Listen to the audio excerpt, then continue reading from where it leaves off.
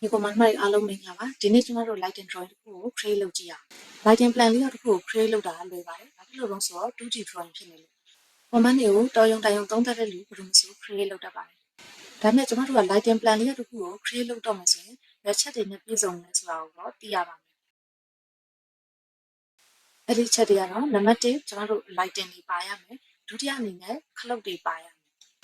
တတိယအနေနဲ့ကတော့မီးလုံးတွေကိုလူပြန်ပတ်ထားတဲ့လူပြန် circuit တွေပါရမယ်သုဒ္ဓအနေနဲ့ကတော့ circuit နံပါတ်တွေထည့်ပေးဖို့လိုတယ်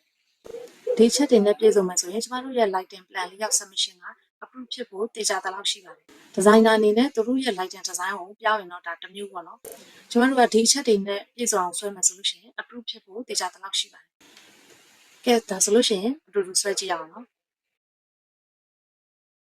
ပြီးခဲ့တဲ့တစ်ပတ်ကကျမတို့ဒီ archi plan လေးရောက်ကို archi cleaning လုပ်ခဲ့တယ်။ပြီးတော့ကျတော့ color H ချပြီးတော့ save လုပ်ခဲ့ကြတယ်ပေါ့။ဒီ archi plan လေးရောက်ကိုကျမ description ထဲမှာ link လေးထည့်ထားပေးမယ်။ဒီ archi cleaning လုပ်တဲ့အကြောင်းကိုသိချင်တယ်ဆိုလို့ရှိရင်ပြီးခဲ့တဲ့တစ်ပတ်ကကျမတင်ခဲ့တဲ့ tutorial number 64မှာတွားကြည့်လို့ရတယ်ဒီဗီဒီယိုရဲ့အဆုံးမှာလည်းကျမထည့်ထားပေးလိုက်မယ်နော်ကဲဒါဆိုလို့ရှိရင် drawing စဆွဲရအောင် drawing စမဆွဲခင်မှာကျမတို့က legend တွေရှိရပါမယ်ဒီဘက်က lighting ပုံလေးနဲ့ဒီဘက်ကဘယ်လို lighting အမျိုးအစားဖြစ်တယ်ဆိုတော့သူ့ရဲ့အမျိုးအစားကိုဖော်ပြထားတာကို legend လို့ခေါ်တယ်ပေါ့ပေါ်ဆုံးက lighting လေးကိုကြည့်ရအောင်ဒါကတော့နှစ်ပေပတ်လည် lighting အမျိုးအစားဖြစ်တယ် surface mounted ဆိုတာတော့ကျမတို့မြင်ပြီးမှထင်တယ်ကျမဥပမာကတ်တလောက်နဲ့ပြမယ်နော်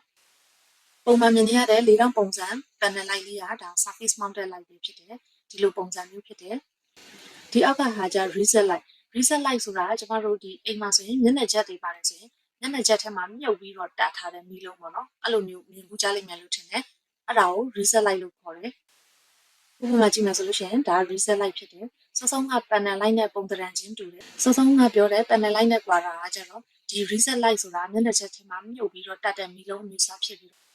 panel light ကပေါ့နော်ကျမတို့တိုက်တွေမှာဆိုလို့ရှိရင်ဒီမျက်နှာချက်မပါဘူးဒီ concrete ပေါ်မှာတိုက်ရိုက်တက်လိုက်တာအဲ့ဒါ surface mounted ပေါ့နော်ဒါက reset light နောက်တစ်ခုဆက်သွားရအောင်ဒါကလည်း surface mounted light ပဲကျမတို့တိုက်တွေမှာဆိုလို့ရှိရင်မြင်ဘူးမှာပေါ့ဒီ၄တောင်ပုံစံမီးလုံးလေးတက်ထားတယ် down light ဆိုတာဒီလိုမီးလုံးလေးတွေကိုပြောတာဖြစ်တယ်သူက surface mount လဲလာတယ်လို့ ceiling mounted တိုက်လဲလာတယ်ပြီးလို့ရှိရင် spotlight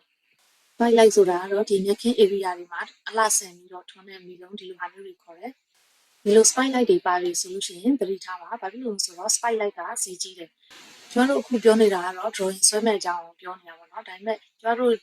့ရုံးထိုင်ပြီးတော့အလုပ်လုပ်ရတဲ့လူတွေ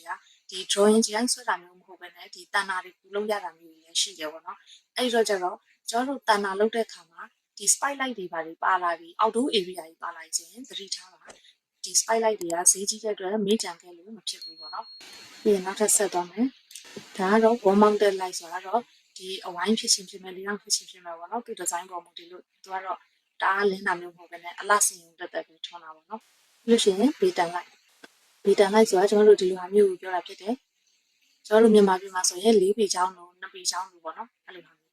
နောက်တစ်ခုက36 watt LED wall light IP65 ဒီလိုမျိုး IP ဆိုတဲ့စကားလုံးနဲ့မြင်လာပြီဆိုလို့ရှိရင်သတိထားပါအဲ့ဒီမီးလုံးတွေက outdoor area မှာထွန်းတာဖြစ်တယ်ဒီ IP65 ဆိုတာ weatherproof ဆိုတဲ့အဓိပ္ပာယ်ကိုပြောတာဖြစ်တယ်အဲ့တော့ကျတော့သူကအိမ်ထဲမှာထွန်းတဲ့မီးလုံးတွေချက်သူကစီးကြီးတယ်အောက်တိုးမှာထွန်းတဲ့မီးလုံးတွေဆိုတာဒီလိုပုံစံလေးတွေဖြစ်တယ်နိုင်ငံခြားမှာဆိုလို့ရှိရင်အိမ်ပြင်မှာထွန်းတဲ့မီးလုံးတွေကိုသူတို့က weatherproof မီးလုံးတွေကိုသုံးတယ်အဲ့တော့ IP65 တို့55တို့အဲ့လိုမီးလုံးတွေကိုသုံးတယ်ကျွန်တော်တို့တိုင်းပြည်မှာကတော့အိမ်နဲ့ထွန်းတဲ့မီးလုံးနဲ့အိမ်ပြင်ထွန်းတဲ့မီးလုံးနဲ့အတူတူပဲရောသုံးတာနော်ကျွန်မအိမ်မှာတော့မိုးကွင်းတဝင်းကိုဒီ channel ထွန်းထားတာရှိတယ်တကယ်တော့အဲ့ဒါ weatherproof မဟုတ်ဘူးမိုးညဒီဆိုရင်ရေတွေဝင်ပြီးတော့ကျွန်းမှာပါနော်ဒါကတော့ဘုသူတအနေနဲ့ပြောပြတာပါပြီးတော့နောက်တစ်မျိုးအဲ့ဒီ IP rating ကိုအမျိုးအစားဘယ်နှမျိုးရှိလဲဆိုတာကိုသိချင်လို့ရှိရင် Google မှာခောက်ကြည့်လိုက်သူကအမျိုးမျိုးရှိရနော်အကြမ်းမြင့်ပြောရမယ်ဆိုရင် IP rating ရဲ့တန်ဖိုးမြင့်သွားလို့ရာသီဥတုတန်ခံနိုင်အားပိုကောင်းနေပြီဖြစ်တယ်နော်အဲ့မှာ starlight ဒါ starlight ဆိုတာဒီမှာမြင်ရတဲ့ပုံလေးပေါ့နော်အခုကျွန်မပုံမှာတုံးထားတာကလည်းဒီလိုမီးလုံးလေးဖြစ်တယ်ဒီလေးကအထစ်တွေအများကြီးပါနေတာတော့မဟုတ်ဘူးပေါ့နော် channel ကိုဆင်းတဲ့လေးကတစ်ထစ်သေးပဲအဲအကြောင်းမို့ဒီလိုမီးလုံးလေးတုံးထားတာပြီးလို့ရှိရင် switch ဆိုတော့မီးခလုတ်ဘေးနားမှာ N လို့ရေးထားတယ်သဘောကတော့ဒီမှာသူက note ရေးထားပြီးသား and ဆိုတဲ့အဓိပ္ပာယ်ကနာမအော်ဂိုင်းကိုပြောတာဖြစ်တယ် one guy ဆိုရင်တော့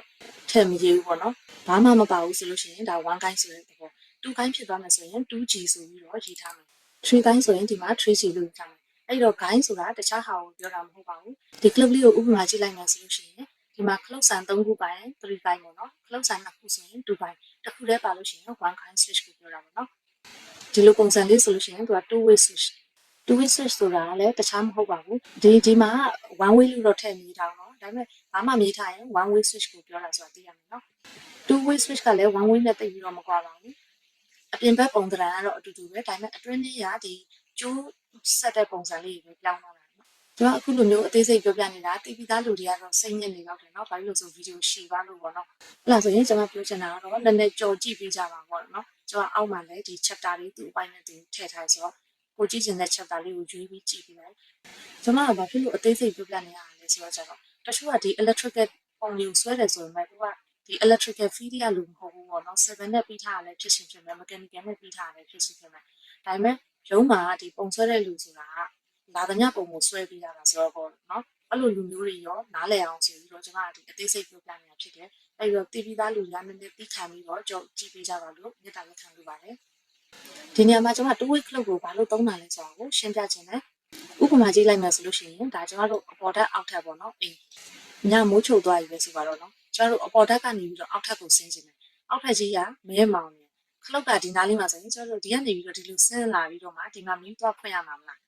အဲ့တော့ကျွန်တော်တို့ကြောက်တယ်လေဟုတ်တယ်မလားအဲ့တော့ကျွန်တော်တို့က2 week ခလုတ်တက်ထားလိုက်2 week ခလုတ်ကိုဒါတက်ထားမယ်ဆိုရင်ကျွန်တော်တို့ကဒီနားမှာရှိတဲ့မီးလုံးကိုဒီအပေါ်ဓာတ်ကနေအဖွင့်အပိတ်လုပ်လို့ရတယ်ဒီအောက်ထပ်ကနေလည်းအဖွင့်ပိတ်လုပ်လို့ရတယ်ဒါဆိုတော့အဆင်ပြေရပါတော့ဒီမောင်မောင်မဲမဲကြီးထဲမှာမမြင်မဆန်းနဲ့အောက်ဆင်းလာကြလို့ပေါ့နော်အောက်ဆင်းမယ်ဆိုရင်အပေါ်ဓာတ်ကနေခလုတ်ဖွင့်လိုက်တာနဲ့အောက်ကလင်းနေပြီးသားပဲညဘက်အပြင်သွားမယ်ဆိုရင်လည်းအပေါ်ဓာတ်တက်ပြီးခလုတ်ပိတ်နေကြမှာတော့ဒီအောက်ထပ်ကနေပိတ်လိုက်တာနဲ့ဒီလေကားအမီးကပိတ်သွားတယ်နော်ဒါဆိုအဆင်ပြေတယ်လို့ရှိရင်နောက်တစ်မျိုးကတော့ကျွန်တော်တို့ဇင်းကြံလမ်းမှာလည်းတုံးတယ်ပေါ့နော်ကိုကထောက်တော့ဒီဘက်ကနေပြီးတော့လမ်းပိတ်မယ်ဆိုရင်လည်းပိတ်လို့ရတယ်အဲ့လိုမှမဟုတ်လို့ဒီဘက်ကနေပိတ်မယ်ဆိုရင်လည်းပိတ်လို့ရတယ်ပေါ့နော်အဲ့တော့ဒီဇင်းကြံကြီးကိုခောက်တော့ခောက်ပြန်ရှောင်နေကြမှာတော့အဲ့လိုနေရာမျိုးတွေမှာတုံးတယ်2 way switch တုံးတဲ့ရွေးချက်ကိုပြောပြတာဖြစ်တယ်အဲ့လားဆိုရင်2 way switch ကိုဘာကြောင့်တုံးရလဲဆိုတာကိုသဘောပေါက်မယ်လို့ထင်တယ်နော်ပြီးလို့ရှိရင်ဒီ legend နဲ့ပတ်သက်ပြီးတော့နောက်ထပ်မေးစရာတစ်ခုရှိလို့ပေါ့နော်ဒီ legend တွေကို create လုပ်တဲ့အခါမှာ skill type ဖို့လိုသလားဆို skill type ဖို့မလိုပါဘူး game ကြိုက်လည်းရပါတယ်ဒါပေမဲ့သတိထားရမှာတစ်ခုရှိတယ်အထူးသဖြင့်မျက်နှာချက်တွေပါလာတဲ့ drawing မျိုးဆိုရင်သတိထားရမယ်တချို့မျက်နှာချက်တွေကနှစ်ပေပတ်လည်တွေလေဟုတ်တယ်မလားကျမတို့ဥပမာဒီ lighting ကလည်းနှစ်ပေလဲ lighting ဖြစ်နေမယ်ဆိုလို့ရှိရင်မျက်နှာချက်နဲ့ဒီ lighting တွေကလုံးဝ fit ဖြစ်နေမှရရမှာအဲ့တော့စဉ်းစားကြည့်လေမျက်နှာချက်နဲ့ကိုယ့်ရဲ့ lighting တွေက fit ဖြစ်မနေဘူးဆိုလို့ရှိရင်ဒါ Alibaba drawing ဖြစ်နေပြီလေအတိတ်ပဲမရှိဘူးဟုတ်တယ်မလားပြီးလို့ရှိရင်ဒီလိုမီလုံးမျိုးတွေကကျတော့သူက2ပေချောင်း4ပေချောင်းဆိုတာငကူလေးရရှိပြီးသားလေဟုတ်တယ်မလားအဲ့တော့ဒါတွေဆိုရင်လည်း scale guide ဆွဲပေါ့နော်အဲ့တော့ဒီခလုတ်တွေပါတွေကတော့ဒါ scale guide ရမဟုတ်ပါဘူးအစင်ပြေလို့ကြည့်ဆွဲထားတာဖြစ်တယ်ဒါပေမဲ့ခလုတ်ကပုံမှန်အဖြစ်ကျတော့ပြောမှဆိုရင်အပြင်မှာတကယ်တမ်းအတိုင်းကျင်3လက်မ4လက်မဝင်ကျင်လောက်ပဲရှိတယ်နော်အဲ့တော့ကျွန်တော်တို့အလောင်နီပေါ့နော်မှန်ပြီးဆွဲလို့ရတယ်scale guide မဟုတ်လေရတယ်ဆိုပြီးတော့ဒီ dimension ကိုလုံးဝကြီးတက်ဆင်အောင်လွှဲအောင်တော့လည်းမလုပ်နိုင်ပါတော့ဘာလို့ဆိုပုံကကြည့်ရတာအတိတ်ပဲမရှိဘူးဖြစ်သွားမယ်အဲ့ဒါဆိုရင် drawing ကိုစလိုက်ရအောင်အဲ့တော့ကျွန်တော်တို့ဒီ living room ကိုအရင်စဆွဲမယ်ဒီ living room မှာမျက်နှာချက်ပါတယ်နော်အဲ့တော့ကျွန်တော်ဒီ view ကိုနှစ်ချမ်းခွဲလိုက်မယ်ဆွဲရတာလွယ်သွားအောင်ဒါလေးကလေးကိုယူလိုက်မယ်ပြီးတော့ကျွန်တော်ဒါလေးကိုဒီဘက်ကလိုက်မယ်ဘာလို့ဆိုတော့ဒါကျွန်တော်လဲချအောင်လူချင်လို့ရှိရင်ဒီကနေ already သွားယူလို့ရအောင်စဆွဲမယ်ဆိုရင် light and design ပေါ့နော်ဘယ်အတိုင်းဆွဲရမှာလဲဆိုရင်ကျွန်တော်တို့ဒီမှာ PDF file လေးရှိတယ်ဒီ PDF file လေးကိုကျွန်မဒီ description ထဲမှာ link ထည့်ပေးလိုက်မယ်ဥပမာကို practice လုပ်ရှင်နေဆိုရင်ဒီပုံကိုကြည့်ပြီးဆွဲလို့ရနော်အဲ့တော့ကျွန်တော်တို့ကဒီ area ကိုစဆွဲမယ်ဒီ area ကိုစဆွဲမှဆိုလို့ရှိရင်ဒီမှာ reset slide ကိုကျွန်တော်တို့ကဒီမျက်နှာချက်နှစ်ခုချားစီထည့်ပါနော်ဒီ B ဘက်ကတစ်ခုချားစီရှိ reset လိုက်ဆိုတော့ဒီကောင်လေးကို copy ကူးလိုက်မယ်ဒီလိုတန်းတန်းကြီးဖြစ်နေဆိုရင်ကိုက auto ဖြုတ်မှဆိုရင် F8 ကိုနှိပ်လို့ရတယ်ငါတို့ပုံဆွဲနေတော့မှဆိုလို့ရှိရင်ဒီ archi ကို lock ချထားရင်လည်းရတယ် archi ကို block ဖွက်ထားဖို့တော့လိုမှာပေါ့နော်အဲ့ဒါမှကျွန်တော်တို့ lock ချလို့အဆင်ပြေတယ်အဲ့တော့ archi ကိုသွားပြီးတော့ lock ချလိုက် အဲ့တော့ lot ချခဲ့တဲ့အခါမှာအာခီကအရန်မိန်သွားပြီသူ့ကိုတွားထည့်ရင်ဒီမှာတော့ပုံလေးပြမယ်အဲ့လိုလုံးမချထားဘူးဆိုရင်တခါတည်းကျမတို့ရဲ့အာခီပုံကတအားလေးတဲ့ခါမှာဆွဲနေနေသူကဆက်ကလေးပြီးတော့သူ့လိုလိုရွေ့သွားတတ်တာဖြစ်တယ်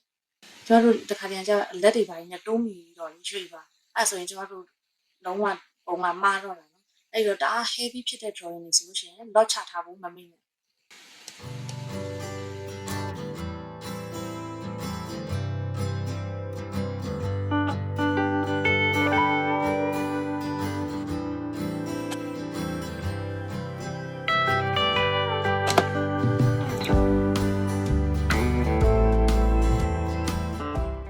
ဒါဆိုရင် library ပြီးပါရင် library ကိုဆက်ပြီးတော့ဆွဲမယ် library ထဲမှာထွန်းထားတာက panel light တွေ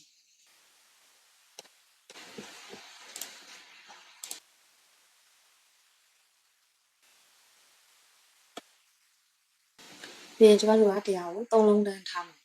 horizon နဲ့3လုံး vertical 3လုံးဆိုတော့ copy ပါလိုက်မယ် copy ကို click နေလိုက်ပြီးတော့ object ကို select လုပ်မယ် click ဆိုပြီးတော့ဒီအချိန်မှာကျမတို့ auto on ရမယ် f8 ကိုနှိပ်မယ်ပြီးရင်ဒီမှာ array ကိုနှိပ်လိုက်နော်အဲ့ဒါဆိုရင်သူကဟိုလိုချင်တဲ့လောက်အရေးအတွက်ထည့်ပြီးတော့ပွားသွားလို့ရတယ်အဲ့မှာ command ကိုဖတ်ချလိုက် enter number of items ဆိုတော့ကျမတို့က3ခုပွားချင်တာဆိုတော့3လို့ရိုက်လိုက် dimension ကိုအတိအကျသိရဆိုရင် dimension ရိုက်ထည့်လို့ရတယ်အတိအကျမသိဘူးဆိုရင်လည်းကျမတို့ရဲ့ဒီ mouse ကလေးကိုကစားပြီးတော့ကိုလိုတဲ့နေရာရောက်ပြီဆိုရင် click ဆိုပြီးတော့ချလိုက်ရတယ် press enter ဆိုပြီးတော့နှိပ်လိုက်ပြီးတော့ဒီဘက်ကိုလည်းထပ်ပြီးတော့ copy ပွားမယ်အဲ့တော့ copy ကိုနှိပ်လိုက်မယ်ပြီးတော့ဒီ3ခုလုံးကို select မှတ်မယ် enter ခောက်မယ်ဒီမှာ base point လေးကိုပြလိုက်မယ်ပြီးရင်ဒီမှာ array ကိုနှိပ်လိုက်မယ် array ကိုနှိပ်ပြီး number of items ဆိုတော့ကျမတို့စောစောကနေပဲ3ဆိုပြီးတော့ရိုက်ထည့်လိုက်မယ်အဲ့တော့ distance အတိအကျလည်းမဟုတ်ဘူးဆိုတော့ကျတော့ကျမတို့ဒီ mouse ကိုတုံးပြီးတော့ပဲဒီလိုလိုဒီလို adjust လုပ်သွားလိုက်မယ်နော် click ဆိုပြီးတော့ထားလိုက်မယ် enter ခောက်မယ်ပြီးရင် master background ကမီးအဝိုင်းသုံးထားတာဒီဘက်ကလည်း3လုံးဒီဘက်ကလည်း3လုံးပဲဆိုတော့နော်ဒါကိုနောက်မှတက်ဆွဲလိုက်မယ်အဲ့တော့၄လုံးစီဆွဲလိုက်မယ်ပြီးမှပြန်ပြီးတော့ဖြတ်မယ်မီးဝိုင်းဆိုတော့ဒါကို copy from မယ်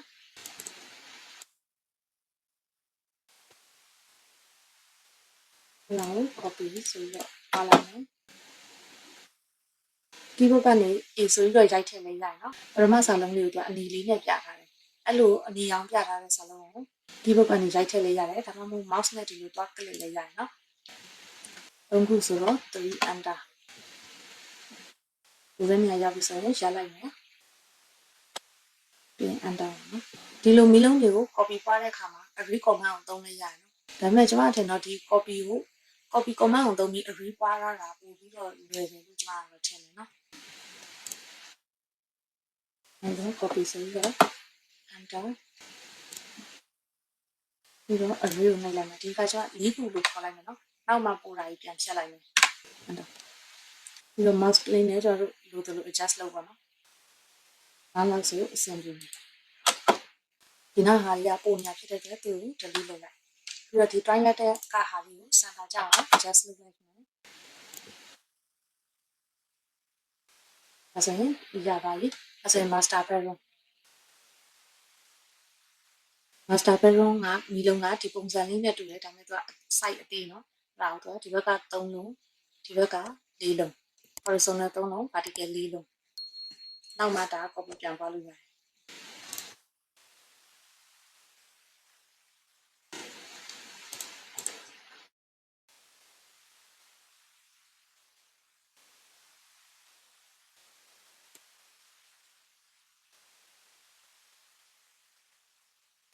ဒီလို A enter ဆိုပြီးရိုက်ထည့်လိုက်မယ်ပြီးတော့3ဆိုတော့3 enter ပြီးတော့လို adjust လုပ်ပြီးတော့ဒါလေး click ဆိုလုပ်လိုက်မယ် enter ပြန်ခေါက်လိုက်မယ်ဒီ vertical ကျတော့4ခု A enter ဆိုပြီးတော့ keyboard ကနေရိုက်ထည့်လိုက်မယ် array ပါဖို့ရအတွက် quantity ကို false ဆိုပြီးတော့ရိုက်ထည့်လိုက်မယ်ပြီးရင်ဒီဘက်ကို copy နှစ်ခုပွားလိုက်မယ် distance to round ဒီကနေကင်လိုက်လို့ရှိရင်ဒီမှာ click ချပြီးတော့ဒါဆိုရင် distance ကအတူတူပဲဖြစ်ပါမယ်နော် WC ကလည်းအမျိုးအစားတူတစ်ခုထွန်းထားတယ် နောက်ဟောကို copy ယူပြီးတော့ဒီ center ကိုထည့်ပေးလိုက်ပြီးရင် gem ရော horizontal က2ခုနဲ့ vertical က4ခု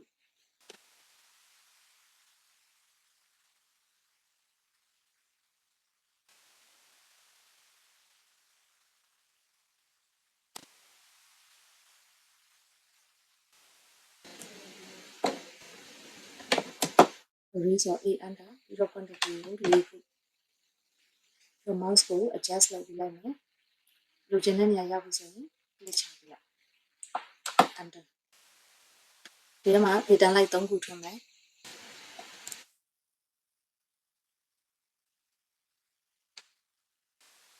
rotate လဲလိုက်မယ်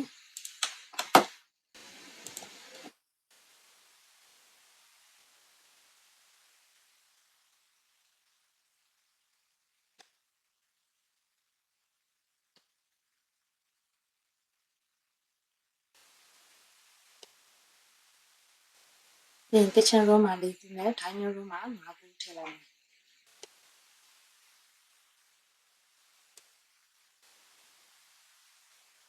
down light က1နဲ့3 4ခုဒီဘက်က1နဲ့3 4 down light 4ခု4ခုဆိုတော့8ခု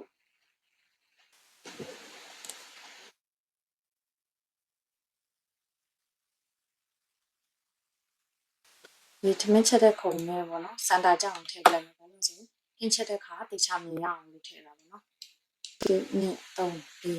5ဒီ vertical မှာ6ခုရှိရယ်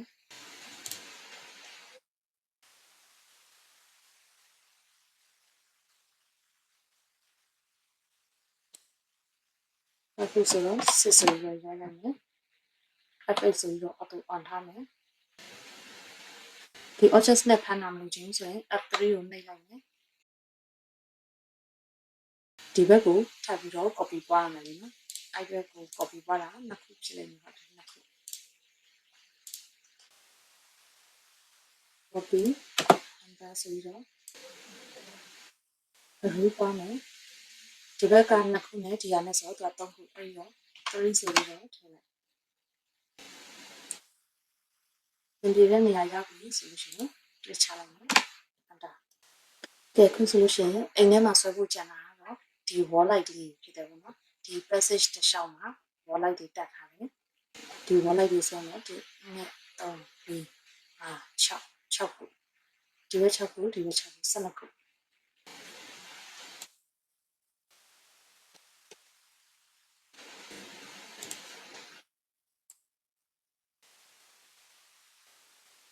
ပြန်နိုင်မှာချလိုက်မယ်ပြန်လိုက်ဒီလိုချိန်ခါမျိုးမှာ auto on ထားရမယ် F8 ကိုနှိပ်မယ် auto ပွားမယ် object တစ်ခုလုံးကို select မှတ်မယ်ပြီးတော့ press enter ဆိုပြီးတော့နှိပ်လိုက်မယ်ပြီးရင် base point ရမယ်လို့ရှိရင် array ပွားမယ်ဒီဘက်ကနေ e enter ဆိုပြီးတော့ရိုက်ထည့်မယ်လို့ရှိရင် quantity ကိုမြည်တဲ့ခါမှာကျွန်တော်တို့က6ဆိုပြီးတော့ထည့်ပေးလိုက်မယ်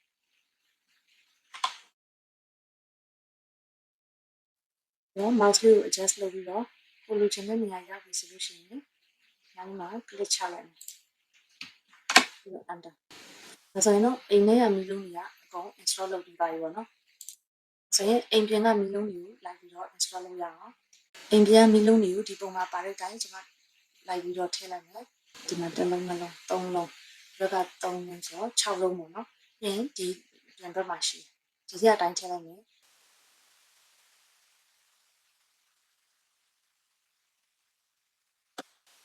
ပြီးတော့နေရန်ကပ်မီးဖြစ်တဲ့အတွက်ကြောင့်မို့ဒါလေးကိုလှည့်လိုက်မယ်ပြီးရင်ဒီဘက်ကိုရွှေ့လိုက်မယ်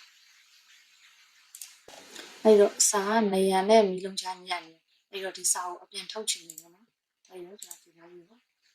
ရွှေ့လိုက်မယ်အခုကျွန်မသုံးထားတဲ့ဒီမီးလုံးကိုလှည့်တဲ့ rotate တို့ဒီစာကိုနေရာရွှေ့လိုက်တဲ့ move တို့ကကျွန်မ dynamic block ကိုသုံးပြီးတော့ဖန်တီးထားတာဖြစ်တယ်ဒီလိုနေရာမျိုးမှာ dynamic block ကိုသုံးတာဒါအသုံးဝင်တယ်နော်အချိန်ကုန်တက်တာပဲအဲ့တော့ dynamic block ကိုဘယ်လို create လုပ်ရလဲဆိုတာကိုမသိဘူးဆိုလို့ရှိရင်ကျွန်မအရင်က create လုပ်ပြထားတဲ့ဒီ tutorial ရှိတယ်ပေါ့နော် အဲ့ link ကိုကျွန်မဒီ description ထဲမှာထည့်လိုက်မယ်အဲ့ဒီ link ကိုတွားကြည့်လိုက်ပြီးတော့ကျတော့ဒါလေးကို copy ပွားလိုက်မယ်ရတာဆိုရင် lighting တွေကတော့ဒီထဲမှာထည့်ပြီးသွားပြီဒီအပြင်မှာထုံးတဲ့မီလေးတွေကိုကျွန်မဒီပုံလေးအတိုင်းပဲဒီပုံလေးအတိုင်းနေရာချထားတာဖြစ်တယ်အချိန်ကုန်သက်အောင်ကျွန်မနည်းနည်းကြော်လိုက်တယ်နော်မီလုံးတက်ပြီးဆိုတော့ကျတော့ဒီထဲမှာမီဖလုတ်တွေလိုက်ထည့်ဖို့လိုပြီးဒီထဲမှာ3ကိုင်းဒါဆိုမီဖလုတ်တွေလိုက်ထည့်မယ်ဒီမှာကြည့်လိုက်မယ်ဒီနောက်ဟာလေးကဒီနောက်မီဖလုတ်လေးက3ကိုင်းဖြစ်တယ်မမြင်အောင်ဆိုရင်ဆုံးချဲကြည့်လိုက်ပါနော်အဲ့တော့ဒီမှာ3ကိုင်းဆိုပြီးတော့ပြင်ရေးလိုက်မယ်ပြန်သူ့ပေးရဒီနားမှာရှိတဲ့မီကလုတ်ဒီရလေးပေါ့နော်အဲ့မီကလုတ်ရတာအိမ်နာတွက်ဖြစ်တဲ့အတွက်သူက1ခိုင်းနေရှင်ပါဒါတော့ဒါကို copy ကူးလိုက်မယ် copy ပို့ပြီးတော့ဒီနားလေးမှာထားလိုက်မယ်ပြီးတော့1ခိုင်းဆိုတော့ဒီ 3G ကိုဖြတ်လိုက်မယ် delete ဆိုပြီးဖြတ်လိုက်မယ် apply okay ပြန်ဒီဘက်မှာလည်းတစ်ခုထားရမယ်အဲ့တော့ဒါလေးကိုပြန်ပြီးတော့ copy ကူးလိုက်မယ်ပြန်ဒီဘက်မှာထားလိုက်မယ်ဒီဘက်နေရာမှာဆိုကြတော့ဒီအကောက်ကလေးကိုဒီဘက်ကိုလှည့်ပေးရမယ်နော်ဒါလေးကိုဆက်လက်မှတ်လိုက်မယ်ဒီမှာကြည့်လိုက်ရင်ဒီလိုအဆက်ကလေးပါနေတာပေါ့နော်ဒီ block မှာဒီလိုအဆက်ကလေးပါနေဆိုရင်ဒါက dynamic block ဆိုတာသိရမယ်နော်အဲ့တော့ဒါ rotation ဆိုတဲ့ dynamic block ရှိပြီးသားဖြစ်တယ်အဲ့တော့တဲ့မယ်ဆိုရင်အဲ့လေးကို click တစ်ချက်မိလိုက်ပြီးတော့ပေါ်လို့ရအောင်ဆွဲလဲလိုက်အဖြောင်းတိုင်းလိုချင်နေဆိုရင် auto on ရမယ် F8 ကိုမိလိုက်မယ် click ဆိုပြီးချလိုက်လို့ရှိရင်သူအဆင်ပြေပါတယ်ဒါလေးကိုနည်းနည်းရွေးချင်နေဆိုရင်ဒီလိုဆွဲတယ်လိုက်ဒါလည်း1ကိုင်းဖြစ်တဲ့အတွက်ကျွန်တော်ဘာမှရေးစရာမလိုဘူး dynamic block ကအရင်အသုံးတဲ့တယ်နော် dynamic block ကိုဘယ်လို create လုပ်ထားလဲဆိုတာကိုမသိဘူးဆိုလို့ရှိရင်ဒီကျွန်မရဲ့ tutorial အဟောင်းတွေမှာပေါ့နော်တွားပြီးတော့ကြည့်လို့ရတယ်ဒီ description ထဲမှာလည်း link ကိုထည့်ထားပေးမယ်နော် dynamic block တွေကိုလည်းဒီပုံလေးကအတိုင်းလိုက်ပြီးတော့မှန်အောင်ထည့်ထားလိုက်မယ် guide တွေကိုမှန်အောင်ရေးမယ်ပြီးတော့1 way လား2 way လားဆိုတာကိုတခြားကြည့်ပြီးတော့ထည့်မယ်နော်အချိန်ကုန်တော့မှဆိုလို့ကျန်တဲ့ဟာတွေကိုကိုဘာသာကို set ပြီးတော့ထည့်လိုက်နော်ကဲဒါဆိုလို့ရှိရင်မီလုံးတွေလည်းထည့်ပြီးသွားပြီမီကလုတ်တွေကိုလည်းထည့်ပြီးသွားပြီဆိုရင်ကျွန်တော်တို့က looping ပတ်လို့ရပြီပေါ့နော် looping လေးကိုဆွဲကြည့်ရအောင်ကျွန်တော်တို့ကဒီ S နဲ့ဆွဲတယ် looping ပတ်ရင်ကျွန်တော်တို့ကမီလုံးဆိုလို့ရှိရင်ပေါ့နော်ဒီ quadrant ကိုထိတာပဲဖြစ်ဖြစ်ဒါမှမဟုတ်ဒီ center ကနေပဲဖြစ်ဖြစ်ဘယ်များပဲဖြစ်ဖြစ်ဆွဲလို့ရတယ်နော်တမတ်ချက်မရှိဘူးဒါပေမဲ့ဒီအနားလေးပြန်နေဆွဲလို့ရှိရင်တော့ပို့ပြီးတော့တတ်တတ်ရရဖြစ်တာပေါ့နော်ဒါလေးကိုဆက်လက်လုပ်လိုက်မယ်ကျွန်တော် switch ခလုတ်ထဲရောက်မယ်ရန်တော့ circuit ဖြစ်ရမှာနော်အဲဒီတော့ကျတော့ circuit ကိုပြန်ရှာလိုက်မယ်ပြီးရင်ဒီမှာကြည့်မယ်ဆိုရင် binary ကကျွန်တော်ဒီ dash line ကိုယူထားတယ်အဲ့တော့ဒါလေးက dash အနေနဲ့ဖြစ်ရမယ်ဒီလိုမျိုး dash မမြင်အောင်ဆိုလို့ရှိရင်ကျွန်တော်တို့ line type skill ကိုပြရမယ်နော် LDS ကိုတိုင်းလိုက်မယ်ပြီးတော့စမ်းပြီးတော့ပေးကြည့်မယ်နော် point 1လောက်ကိုပေးကြည့်လိုက်မယ် point 1ဆိုတော့နည်းနည်းလေးထည့်လိုက်အဲ့တော့ point 5လောက်ကိုပေးကြည့်လိုက် point 5ဆိုရင်အဆင်ပြေတယ်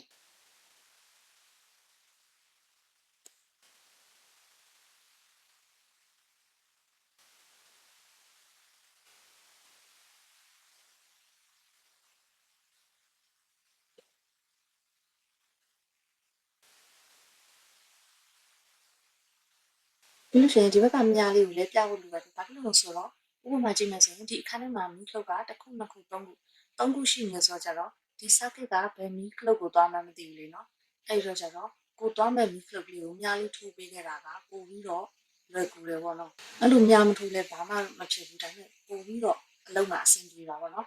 အဲ့တော့ဒီလိုမြားလေးထိုးကြမယ်ဒါဒီဘက်ကခလုတ်ကိုသွားမှဆိုကြဒီမြားလေးနည်းနည်းအပေါ်မတ်ပေးလိုက်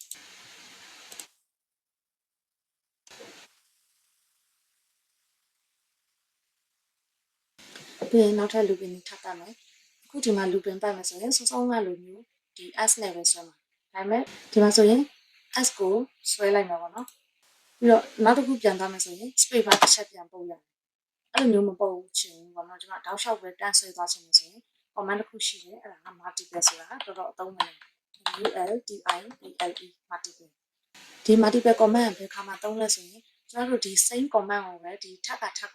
ပေါ့နော် repeatedly သုံးချင်တဲ့အခါမှာဒီ multiple ကိုရိုက်ထားလိုက်မယ်ဆိုရင်ဒီ command ကိုပဲမဆိုသူကအချိန်ချင်းပြန်ကြော့ပေးတယ်ပေါ့နော် multiple ကို enter ခောက်ထားလိုက်မယ်အဲ့တော့သူကမေးတယ် enter command name နဲ့ဘယ် command ကိုသုံးပါလဲတဲ့အဲ့တော့ကျွန်တော်တို့က s ကိုသုံးမှာဖြစ်တဲ့အတွက်ကြောင့် arc ဆိုပြီးတော့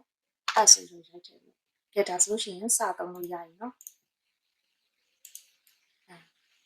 အခု space bar ပြန်ပုတ်စရာမလိုတော့ဘူးเนาะသူကပြန်ဆွဲဖို့အဆင်သင့်ဖြစ်နေတယ်အဲဒီတော့ဒါလည်းဒီကလုတ်လေးပြရတယ်เนาะအရင်ဦးဆုံးဒီ S stage တိုင်းမှာတန်းစီဆွဲထားလိုက်မယ် same command ဆိုတော့300ကပို့အဆင်ပြေတာပေါ့เนาะ multiple လောက်ထားလိုက်မယ် LEL DIDLE multiple ဆိုတော့ဒါ command လဲဆိုတော့ ERC S ပေါ့เนาะဒါဆိုရင်စာဆွဲလို့ရပြီ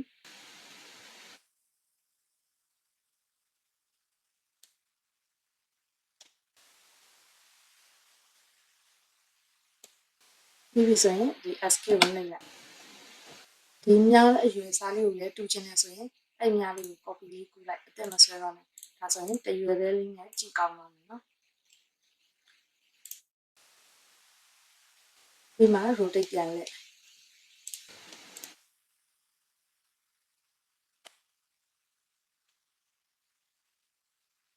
အဲ့ဒါဆိုရင်ဒီ circuit 3ခုလုံးကဒီဘက်ကိုသွားမှန်းသိတယ်အဲ့ဒါဆိုဒီဘက်က switch လေးကဒီ triangle ထဲမှန်းသိတယ်အဲ့တော့ triangle ထဲဟာလေးရလေသူ circuit လေးပြလိုက်မယ်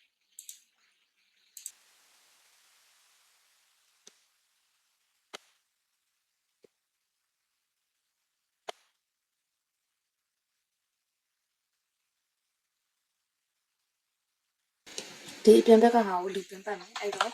ဒီကဆိုတော့လုပ်လိုက်မယ်ဒီ command လေးဆို S ကိုသုံးမယ် enter ဆိုရပါမယ်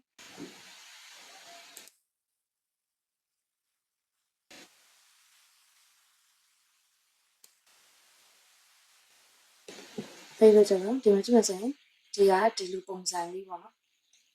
ဒီမှာပြထားတဲ့မြားလေးကကျွန်တော်သူက S ကိုသုံးထားတာမဟုတ်ဘူး white လေးဆိုတော့ S နဲ့ဆိုလို့မရဘူးဒါ SP line နဲ့ဆိုမှရမယ်နော်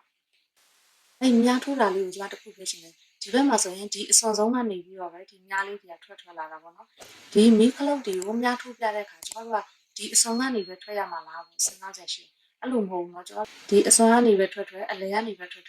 အစင်ပြေတဲ့နေရာနေပြလို့ရတယ်သဘောတရားကတော့ဒီ circuit ကဒီမီးခလုတ်ကိုသွားတယ်ဆိုတဲ့သဘောတရားမျိုးကိုပြတာเนาะ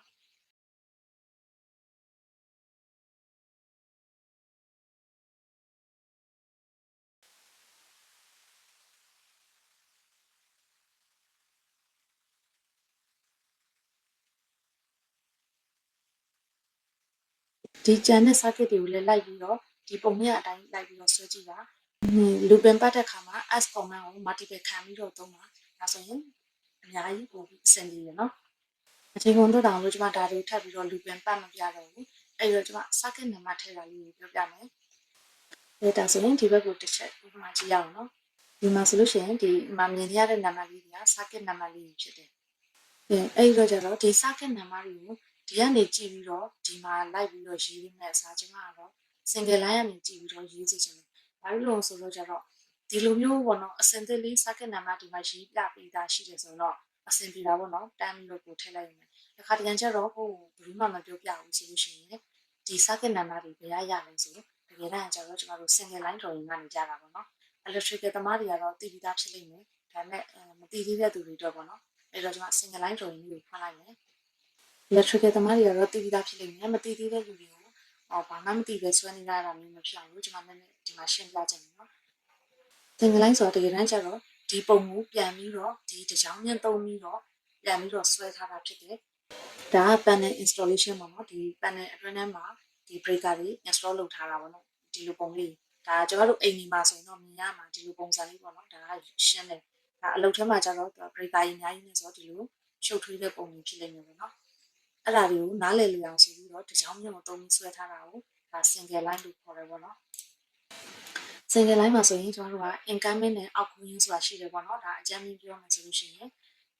ဒီဘက်ကဒီမြင်းတစ်ချောင်းလေးနဲ့ဝင်လာတဲ့ပုံကိုကျွန်တော်တို့က incoming လို့ခေါ်တယ် outgoing ဆိုတာကတော့ဒီ breaker တွေ panel တွေကနေပြီးတော့ပြန်အထွက်ပေါ့နော်ဒီမီးလုံးတွေစီကိုသွားတာဒီ power socket တွေစီကိုသွားတာအဲ့လိုဟာမျိုးကို outgoing လို့ခေါ်တယ်ပေါ့နော်ဒါအကြမ်းမြင်တော့အဲ့လောက်သိရင်ရတယ် single line ကိုကျွန်တော်တို့အခုဒီလိုမြင်နေရတယ်ပေါ့နော်တချို့ကကျတော့ဒီလိုပုံစံကိုပြောင်းပြန်ပြန်ဆွဲတယ်နော်ဒါပေမဲ့ဘယ်လိုဆွဲမှန်းတယ်နော်အခုမြင်နေရတာရဲ့ပြောင်းပြန်ကျွန်တော်ဥပမာပြမယ်နော်ဒီလိုပဲဆွဲစောစောကကျွန်တော်ပြတဲ့ပုံပဲဆွဲကိုကသဘောပေါက်အောင်မယ်နော်အဲ့တော့ဒီလိုမြင်းတစ်ကြောင်းနဲ့ဝင်လာတာက incoming ဖြစ်ပြီးတော့ဒီလို breaker တွေအများကြီးနဲ့ပြန်ပြထားတာဒါ outgoing ဖြစ်တယ်ဒီ hidden line အဆက်လေးဆိုတာ panel ရဲ့ boundary ပေါ့နော် panel boundary ကိုသူကအမှတ်သားပြထားတာဖြစ်တယ်ဒီ panel ထဲမှာဒီ breaker လေးတွေကိုစီထည့်ထားတယ်ဆိုပြီးတော့ပြောတာဖြစ်တယ်ပြီးရင်ဒါလေးကကြာ fuse လေးနဲ့မီလုံးလေးပေါ့နော်ကျမတို့အိမ်မှာဆိုလို့ရှိရင်မီးလာဆိုရင်ကျမတို့ဒီ panel ဘုံလေးကနေမီးလေးလန်းလာတယ်နော်အဲ့ဒါကိုပြတာဖြစ်တယ်ဒါဆိုရင် electrical field မဟုတ်တဲ့လူတွေလည်းအကြမ်းမြင့်တော့သဘောပေါက်လိမ့်မယ်လို့ထင်တယ် lighting circuit နံပါတ်တွေစပြီးတော့တက်ကြည့်အောင်အဲ့ဒီတော့ဒါ lighting plan ဆိုရင်ဒီဘက်မှာ single line ရှိတယ်နှစ်ခုလုံးကို side by side နဲ့ကြည့်ရအစီအစဉ်အောင်ကျွန်မ view လေးကိုသွားလိုက်မယ်ပြီးရင် time particle လေးကိုနှိပ်လိုက်မယ်ဒါဆိုရင် side by side ဖြစ်သွားပြီဒီတစ်ခုမလို့ဆိုတော့ minimize လုပ်လိုက်မယ်ပြီးတော့ဒါကိုပဲပြန်ပြီးနှိပ်လိုက်မယ်ဒါဆိုရင်နှစ်ခုကဒီဘက်ဒီဘက်ရှင်းရတာဖြစ်သွားပြီအဲ့ဒီတော့ circuit number 1ကိုကြည့်ရအောင်နော်ဒီပထမဆုံး circuit number library ထဲမှာ circuit number 1 file number library ထဲမှာ lighting circuit တွေဆွဲမထားဘူးဆိုတော့ကျွန်မအဲ့ဒီ library ကိုကြော်လိုက်မယ်နော်အဲ့တော့ master bedroom ကိုသွားရဒီ lighting circuit number 3ကနေစလို့ဒါက master bedroom ထဲမှာဆိုတော့ဒီခန်းထဲမှာ phone number LED light phone number ဆိုတော့ဒီနေ့3လေးဒါလေးခုရှိရင်ဒီနှစ်ခုက3ခုပဲရှိဆိုတော့ circuit number 3ကဒီဟာဖြစ်တယ်ကဲ circuit number တွေရေးမယ်ဆိုတော့ကြတော့စလုံး size ဘယ်လောက်ထားမလဲဆိုတာကိုကျွန်တော်တို့သိရမယ်အဲ့ဒီတော့စလုံး size ကပုံမှန်သုံးတယ်ဆိုရင် 2.5 ကနေပြီးတော့4အထိထားလို့ရတယ်လို့ပြောတယ်နော်ဒါအရင်တော့ကကျွန်မ tutorial အဟောင်းမှာပြောပြီးသားအဲ့ဒါကိုစလုံး size ဘယ်လောက်ထားရမယ်မှမသိဘူးဆိုလို့ရှိရင်အဲ့ဒီအဟောင်းကိုပြန်သွားကြည့်လို့ရတယ်ကျွန်မဒီ description ထဲမှာ link ကိုထည့်ထားပေးမယ်ဒါဆိုလို့ရှိရင် 2.5 mm ထားရအောင်အဲ့ဒီတော့တွက်ကြည့်မယ်လေလက်မနဲ့ဆိုရင်ဘယ်လောက်ဖြစ်မလဲ2.5 ကို 25.4 နဲ့စားလိုက်မယ်။အားကြောင့်စားတယ်ဆိုတာသိရနော်။တစ်လက်မမှာ25.4 mm ရှိတယ်။ဒါဆိုတော့အဖြေက 0.098 ဆိုတော့ 0.1 ပဲဆိုပါတယ်နော်။ 0.1 ရတယ်။အဲ့ဒီတော့ 0.1 ဟုတ်ပြီ။စလုံး size ကလက်မနဲ့ပြောမယ်ဆိုရင် 0.1 inch ။ဒါပေမဲ့ဒီ drawing ရဲ့ scale က 1:75 ပေါ့နော်။မမှတ်မိဘူးဆိုလို့ရှိရင်ဒီ drawing မှာပြန်ပြီးတော့၄ယောက်ထဲကိုဝင်ကြည့်လိုက်ပေါ့နော်။အခုတော့အချိန်ကုန်သက်တာအောင်မကြည့်တော့ဘူး။ 0.1 အမြောက်75ဆိုပြီးတော့မြောက်အကယ်၍ drawing scale က50ဖြစ်မယ်ဆိုရင်ဒီညမှာကျမတို့က50ကိုထားမယ်100 scale ဖြစ်မယ်ဆိုရင်ဒီညမှာ100ဆိုပြီးတော့ကြည့်မယ်ဒါဆိုလို့ရှိရင်စလုံး size ဘယ်လိုတွက်မလဲဆိုတာကိုသိရနော်ဒီမှာရှင်းနေပြီးလိုက်မယ်အဲ့တော့စလုံး size ကကျမတို့က 7.5 ထားအောင်ဒါဆိုရင်ဒါလေးကိုခောက်လိုက်မယ်ပြီးရင်ဒီ home ထဲကဒီ test ကိုသွားမယ်အဲ့ဒီမှာ single line test ကိုယူလိုက်မယ်ကျမတို့ဒီလိုနေရာမျိုးမှာ single line test ကိုသုံးတယ်ဘာလို့လဲဆိုတော့စာပိုင်းမဟုတ်ဘူးဆိုတော့ဒါပေါ့ပါနဲ့သုံးလို့ကောင်းတယ်အဲ့တော့ဒီတိုင်းမှာ click တစ်ချက်နှိပ်လိုက်မယ်စလုံး size ကအဲ့မှာ specify test height ကို 7.5 enter ပြီးတော့ rotation angle က0ပဲเนาะအဲ့ဒါဆိုရင်စပြီးတော့ရိုက်လို့ရပြီ lighting circuit number က 1L1 ပြီးဆိုရင် enter နဲ့ချက်ခေါက်လိုက်ဟုတ်လားမဟုတ်လားဆိုတော့သိချင်ဒီဘက်ကိုဝင်ပြီးတော့ကြည့်မယ် lighting circuit number က1မဟုတ်တော့ဘူး3ဖြစ်သွားပြီเนาะ3ကနေစတယ်အဲ့တော့ 3L1 ဖြစ်မယ်ဒါ 3L1 ကဲဒီနောက်ဟာတွေကြတော့ထုံးစံတိုင်းကျမတို့က copy ပဲကူးလာတော့မယ်လေမရိုက်တော့ဘူးဟုတ်တယ်မလားဒီ test လေးကို click တစ်ချက်နှိပ်ကြည့်လိုက်သူက circuit ဆိုတဲ့ layer လေးဝင်နေတယ်အဲ့တော့ layer မှအောင်ပြောင်းပေးမယ်အဲ့ဒီက test ကိုယူလိုက်မယ် EXT ဆိုပြီးတော့ယူလိုက်တယ်အဲ့ဒီ layer လေးကို current ဖြစ်စေချင်တယ်ဆိုရင်ဒီလို selection ဝင်နေတော့မှ make current ကိုနှိပ်ပေးလိုက်ဒါဆိုလို့ရှိရင် current ဖြစ်သွားပြီပြီးရင်အဲ့ဒီဟာလေးကို copy လေးကူးသွားလိုက်မယ်နော်အဲ့လိုဆိုတော့ဒီ lighting circuit တွေအတွက်လည်းနာမည်ပေးရမယ်လေနော်အဲ့တော့ master bedroom မှာဒီတစ်ခုပြီးသွားပြီဒီဟာကျတော့3 number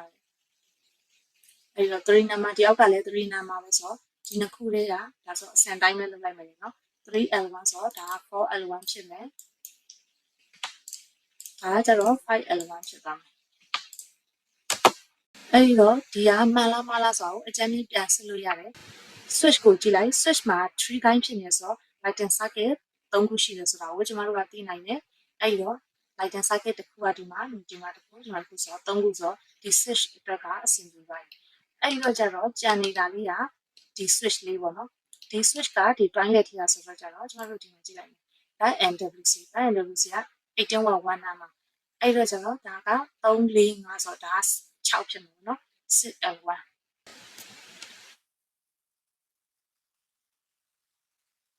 ဒါလေးမှာဆက်ဆိုတော့ပြလိုက်မယ်ပြီးရင်ဒီမှာခလုတ်တစ်ခုကျန်နေတယ်ဒီခလုတ်ကကျတော့အင်ဂျင်မှာထွန်းတဲ့မီးလုံးကိုဒီကနေအဖွင့်ပေးလုပ်တယ်ဒါဆိုလို့ရှိရင်ကြည့်မယ်ဒီဘက် NWC ကပြီးပါပြီဒီမှာ outdoor light 3 number ဆိုတော့ဒီຢာလေးကိုတွေ့တာဖြစ်တယ် lighting မီး3လုံးရှိတယ် copy လိုက်မယ်ဒါလေးကို copy ဆိုပြီးခေါ်လိုက်မယ်ဒါ 6L1 ဆိုတော့ဒါ 7L1 ဖြစ်ပါမယ်ဒီ single line မှာ light and circuit number တွေကဒါတစ်ခုနဲ့တစ်ခုနာမည်ပေးပုံချင်းမတူဘူးပေါ့နော်ဒီ single line မှာဆိုလို့ရှိရင် incoming main breaker ကိုကသူက single phase ဖြစ်နေတဲ့အတွက်ကြောင့်မလို့နာမည်ပေးရတာလည်းဒါ single phase အတိုင်း ရိုးရိုးရှင်းရှင်းပေးရတာအကယ်၍ incoming main breaker က single phase မဟုတ်ဘူးဆိုရင်ဒီမှာနာမည်ပေးပုံတွေကကွဲသွားနိုင်တယ်အဲဒီတော့ကျတော့နာမည်ကိုဒီအစဉ်တိုင်းဖြစ်လားမဖြစ်လားဆိုတော့တစ်ချက်ပြန်ပြီးတော့ကြည့်ပေးပါတော့ဒီမှာကတော့ single phase မဟုတ်အစဉ်တိုင်းနဲ့သွားနေတာဒီမှာအချိန်ကုန်တက်တာအောင်ဒီဘက်က lighting ကို circuit number တက်မပြတော့ဘူးကိုယ့်အကိုလူပင်တွေပတ်တာလို့ပြီးတော့ circuit number တက်တာလို့လုပ်ကြည့်ပါတော့lighting circuit number တွေလည်းတက်ပြီးသွားပြီဆိုရင်တော့ကျွန်တော်တို့ရဲ့ drawing လေးကပြည့်စုံတဲ့အခြေအနေကိုရောက်သွားပါပြီဒီမှာ Singapore မှာ drawing submission တွေလုပ်တယ်ဆိုလို့ရှိရင်လည်းဒီ procedure အတိုင်းပဲလုပ်သွားတာပါ drawing တွေ approve ဖြစ်ခဲ့တာ project တွေအများကြီးရှိပါတယ်အဲ့တော့ဒီကညီကိုမောင်မတွေလည်းနိုင်ငံခြားမှာ drawing submission လုပ်ရမယ်ပေါ့နော်ဟိုလည်းအတွေ့အကြုံမရှိဘူးဆိုလို့ရှိရင်ဒီ procedure အတိုင်းပဲလုပ်လို့ရပါတယ်ဒီ procedure အတိုင်းလုပ်သွားတယ်ဆိုလို့ရှိရင်အဆင်ပြေမယ်ဆိုတာကျွန်မရေးရေးပြောရပါတယ်အားလုံးအဆင်ပြေပါစေလို့လည်းဆုတောင်းပေးပါတယ်ဒီနေ့သင်ခန်းစာလေးကတော့ဒီလောက်ပါပဲအားလုံးလည်းနှစ်သက်ကြလိမ့်မယ်လို့မျှော်လင့်ပါတယ်နောက်တစ်ခါကျလို့ရှိရင်ကျွန်မ power 4ရောက် training ကို train လုပ်ပြမှာဖြစ်ပါတယ်ဒီဗီဒီယိုလေးကိုနှစ်သက်တယ်ဆိုလို့ရှိရင် like share and subscribe လေးလုပ်တော့ကြပါလို့ပြောချင်ပါတယ်အားလုံးကျေးဇူးတင်ပါတယ် bye bye